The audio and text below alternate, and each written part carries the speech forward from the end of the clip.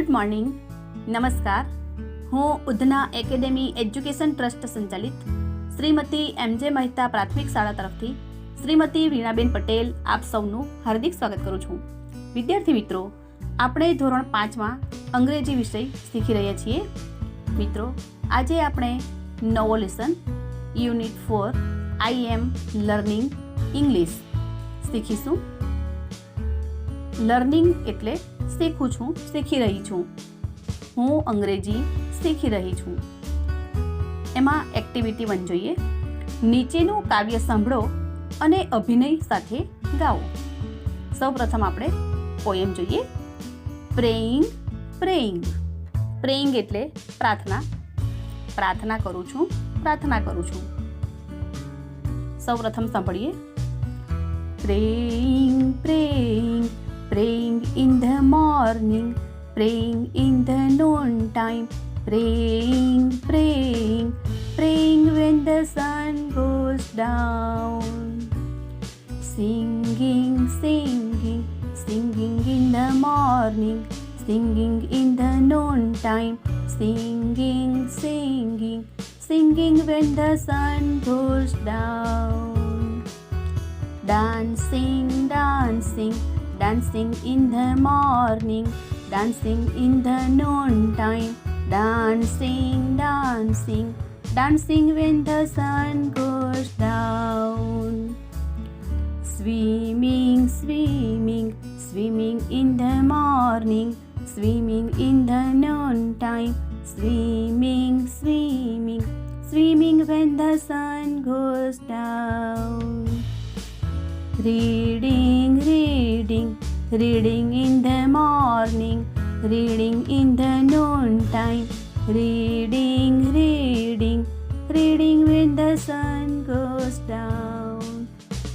તો મિત્રો, આ સરસ મજાની કવિતા તમારે અભિનય સાથે ગાવાની છે. હવે આ કવિતામાં શું કહેવા માંગે છે એ જોઈએ. ઓકે. પ્રેઇંગ પ્રેઇંગ, પ્રાર્થના પ્રાર્થના. પ્રેઇંગ ઇન ધ મોર્નિંગ, સવારે પ્રાર્થના.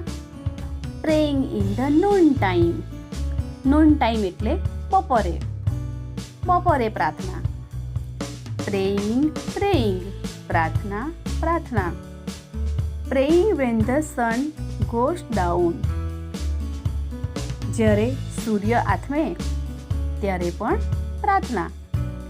કે બાળક બધી ક્રિયા કરે છે સવારે, બપોરે અને સાંજે. એ કઈ કઈ ક્રિયા કરે છે એ આપણે જોઈએ. કે સવારે શું કરે છે? પ્રાર્થના કરે છે. સવારે પ્રાર્થના કરે છે, બપોરે પ્રાર્થના કરે છે અને સૂર્ય આથમે ત્યારે પણ એ પ્રાર્થના કરે છે. બીજો ફકરો જોઈએ. સિંગિંગ સિંગિંગ, ગાવાનું ગાવાનું અથવા હું ગાઉં છું. સિંગિંગ ઇન ધ મોર્નિંગ, સવારે ગાવાનું. Singing in the noon time, બપોરે પણ ગાવાનું. સિંગિંગ સિંગિંગ, ગાવાનું ગાવાનું. Singing van the sun goes down, જ્યારે સૂર્ય આથમે ત્યારે પણ ગાવાનું. ત્રીજો ફકરો જુઓ. ડાન્સિંગ ડાન્સિંગ, નૃત્ય નૃત્ય. નૃત્ય કરવાનું, નૃત્ય કરવાનું. ડાન્સિંગ ઇન ધ મોર્નિંગ, સવારે નૃત્ય કરવાનું. Dancing in the noon time, બપોરે નૃત્ય કરવાનું. Dancing when the sun goes down, સૂર્ય આથમે ત્યારે પણ નૃત્ય કરવાનું. ચોથો ફકરો જુઓ. સ્વિમિંગ સ્વિમિંગ, તરવાનું તરવાનું. સ્વિમિંગ ઇન ધ મોર્નિંગ, સવારે તરવાનું. Swimming in the noon time, બપોરે પણ તરવાનું.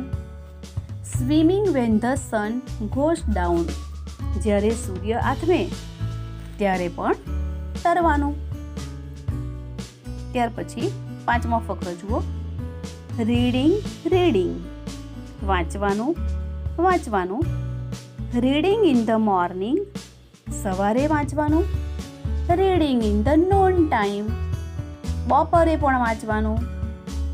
રીડિંગ રીડિંગ વાંચવાનું વાંચવાનું. Reading when the sun goes down સૂર્ય આથમે ત્યારે પણ વાંચવાનું. બાળક આ બધી ક્રિયા કરે છે. અહીં જુઓ, તમારા શિક્ષકની મદદથી નીચે આપેલા શબ્દોનો ઉપયોગ કરી કાવ્ય ફરી ગાઓ.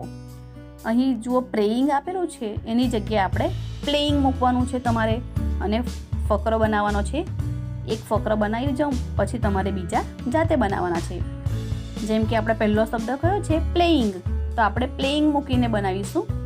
Playing playing playing in the morning, playing in the noon time, playing playing playing when the sun goes down.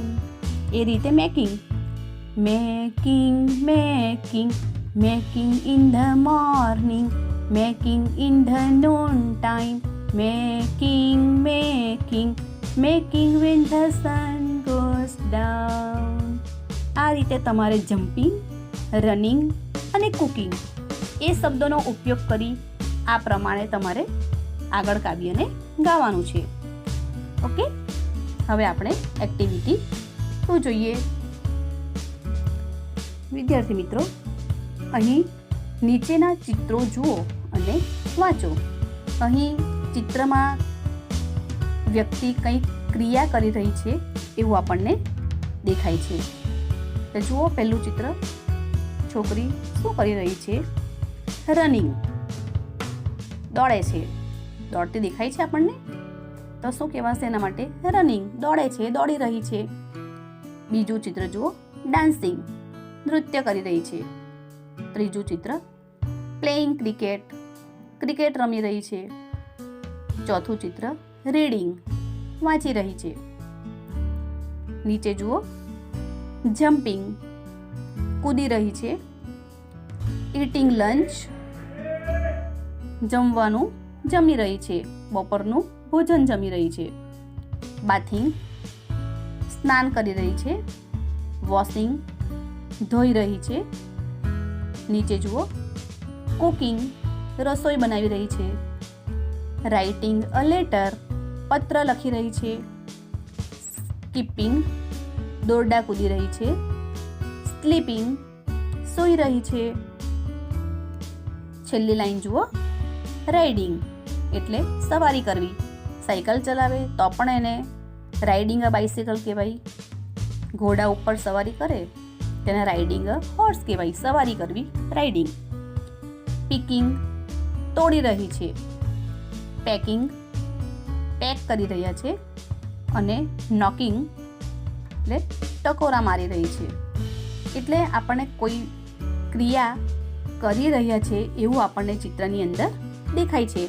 તો જ્યારે આ ક્રિયા ચાલુ હોય ત્યારે એ ક્રિયાપદની પાછળ આઈએનજી લગાવવામાં આવે છે. જો રન એટલે દોડવું, એની પાછળ લાગ્યું આઈએનજી.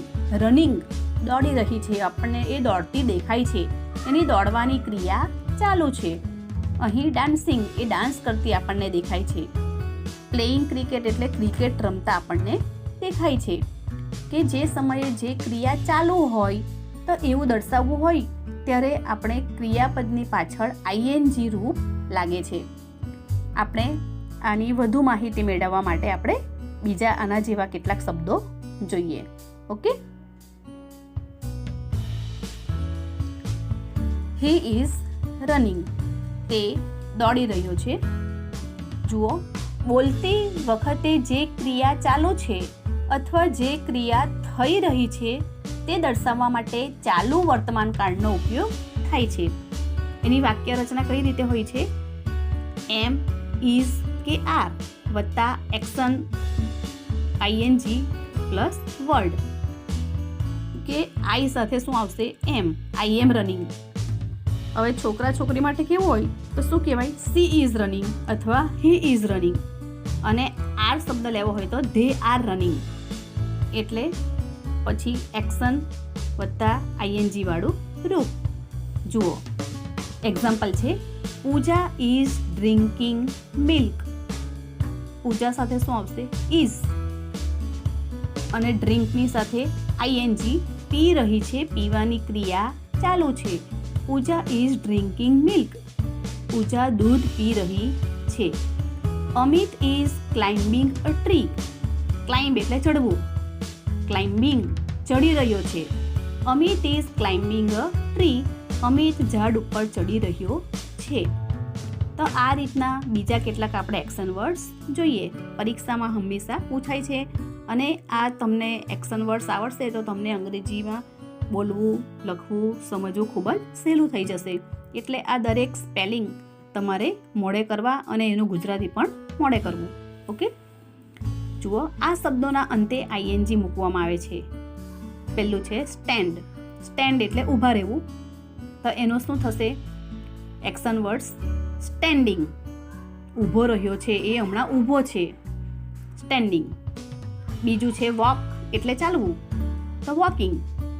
ત્રીજું જમ્પ એટલે કૂદવું, જમ્પિંગ. કૂદી રહ્યો છે. વોકિંગ એટલે ચાલી રહ્યો છે. ચોથું થ્રો એટલે ફેંકવું, તો થ્રોઈંગ ફેંકી રહ્યો છે. પાંચમું કેચ એટલે પકડવું, તો કેચિંગ પકડી રહ્યો છે, કેચ કરી રહ્યો છે. છઠ્ઠું કિક એટલે લાત મારવી, કિકિંગ. સાતમું ઈટ એટલે ખાવું, તો ઇટિંગ ખાઈ રહ્યો છે. આઠમું ડ્રિંક એટલે પીવું, ડ્રિંકિંગ પી રહ્યો છે.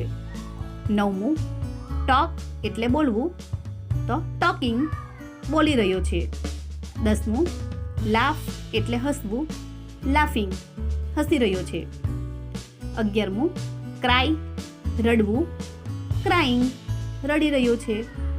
12મું ક્લીન એટલે સાફ કરવું, તો ક્લીનિંગ સાફ કરી રહ્યો છે. 13મું સ્લીપ એટલે સૂવું, સ્લીપિંગ સૂઈ રહી છે. 14મું રીડ એટલે વાંચવું, રીડિંગ વાંચી રહી છે અથવા વાંચી રહ્યો છે. 15મું પુશ ધક્કો મારવો, પુશિંગ. 16મું પુલ એટલે ખેંચવું, તો પુલિંગ. 17મું ઓપન એટલે ખોલવું, ઓપનિંગ. 18મું બ્રશ એટલે બ્રશ કરવું, બ્રશિંગ.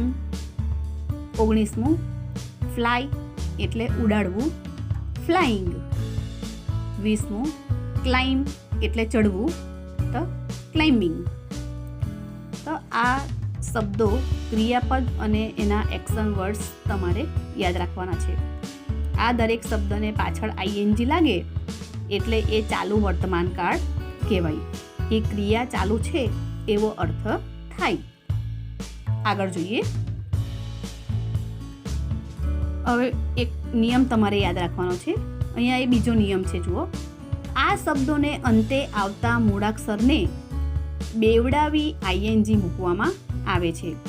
હવે આ શબ્દો તમારે યાદ રાખવાના છે. 7 SIT સીટ. સીટ એટલે બેસવું. અહીં જુઓ સીટિંગ. અહીંયા ડબલ ટી થઈ ગયું છે. આઈએનજી લગાવીએ એની પહેલાં ટી કેવો થઈ ગયો છે? ડબલ. છેલ્લો અક્ષર એનો ડબલ થઈ ગયો છે. તો એ કેમ? તો જો છેલ્લેથી આગળનો અક્ષર શું છે? આઈ. તો એક નિયમ તમારે યાદ રાખવાનો છે કે જો છેલ્લેથી આગળનો અક્ષર સ્વર હોય. સ્વર એટલે શું? A, E, I, O, U. તો આ સ્વરમાંથી કોઈ પણ અક્ષર આવે તો છેલ્લો અક્ષર ડબલ કરવાનો અને પછી આઈએનજી. તો જુઓ, પહેલામાં સીટ, સિટિંગ. બીજું સ્કીપ. સ્કીપ એટલે દોરડું કૂદવું, તો શું થઈ ગયું? સ્કીપિંગ. અહીં પણ ડબલ પી થઈ ગયા.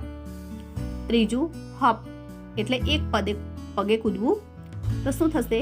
હોપિંગ. અહીં પણ ડબલ પી થઈ ગયા. અહીં જુઓ, પીની આગળ ઓ સ્વર આપેલું છે અને ઉપર આઈ સ્વર આપેલા છે બંનેમાં. ચોથું જોઈએ રન. રન એટલે દોડવું, તો એનું શું થશે એક્શન વર્ડ્સ? રનિંગ. અહીં ડબલ એન થઈ ગયા, RUNNING. પાંચમું ક્લેપ એટલે તાળી પાડવી, તો શું થશે? ક્લેપિંગ. અહીં પણ ડબલ પી થઈ ગયા. આગળ એ સ્વર આવ્યો છે. રનમાં યુ સ્વર આવ્યો છે અને ક્લેપમાં એ સ્વર આવ્યો છે. છઠ્ઠું જુઓ બેટ. અહીં એ સ્વર છે ટીની આગળ, તો શું થશે? Batting, BATTING. સાતમું પુટ એટલે મૂકવું, તો શું થશે? પુટિંગ, મૂકી રહ્યો છે. તો આ એક નિયમ તમારે યાદ રાખવાનો છે કે જો તમે એક્શન વર્ડ્સ લખો તો જોવાનું તમારે, જો છેલ્લેથી આગળનો અક્ષર સ્વર આવેલો હોય, AEIOU માંથી કોઈ પણ અક્ષર આવેલો હોય તો તમારે છેલ્લો અક્ષર ડબલ કરી અને પછી ING લગાવવું. ઓકે, હવે બીજો એક નિયમ જોઈએ. આ શબ્દોને અંતે આવતા ઈના સ્થાને ING મૂકવામાં આવે છે. આ એકદમ સહેલું છે. જુઓ, પહેલું છે ડાન્સ, DANCE. અહીં છેલ્લો અક્ષર કયો છે? ઈ. જો છેલ્લા ઈ આવે તો આપણે ઈ કાઢી નાખી અને ING લગાવવાનું છે. બધામાં એવું છે સેમ. જો સ્પેલિંગનો છેલ્લો અક્ષર ઈ હોય તો ઈ કાઢીને ડાયરેક્ટ ING. જુઓ, ડાન્સ, નાચવું, તો ડાન્સિંગ, DANCING. પાછળનો ઈ નીકળી ગયો. બીજું, બધા જ શબ્દોનું એ રીતનું થશે. રાઇટ એટલે લખવું, રાઇટિંગ. ત્રીજું, ક્લોઝ બંધ કરવું, ક્લોઝિંગ. ચોથું, રાઇડ એટલે સવારી કરવી, રાઇડિંગ. પાંચમું, ગીવ એટલે આપવું, ગિવિંગ. છઠ્ઠું, ટેક એટલે લેવું, ટેકિંગ. અને સાતમું, મેક એટલે બનાવવું, તો મેકિંગ. તો આ 3 જે નિયમો છે એ તમારે યાદ રાખવાના છે. આપણે આગળ જોઈ ગયા કે કોઈ પણ સ્પેલિંગના અંતે ING લાગે એટલે એ એક્શન વર્ડ્સ બને. ત્યાર પછી બીજું કે જો છેલ્લેથી આગળનો અક્ષર સ્વર હોય તો એનો છેલ્લો અક્ષર ડબલ કરી અને ING લગાવવાનું. અને ત્રીજો નિયમ એ છે કે જો સ્પેલિંગના છેલ્લા ઈ આવે તો એ ઈ કાઢી અને પછી ING લગાડવું. તો આ ખૂબ જ સહેલું છે, તમારે યાદ રાખવાનું છે. અને નોટની અંદર સારા અક્ષરે લખી લેવાનું છે આગળના 20 સ્પેલિંગ અને આ 14 સ્પેલિંગ. અને તમારે કવિતા વારંવાર ઘરે વાંચવાની છે. ઓકે.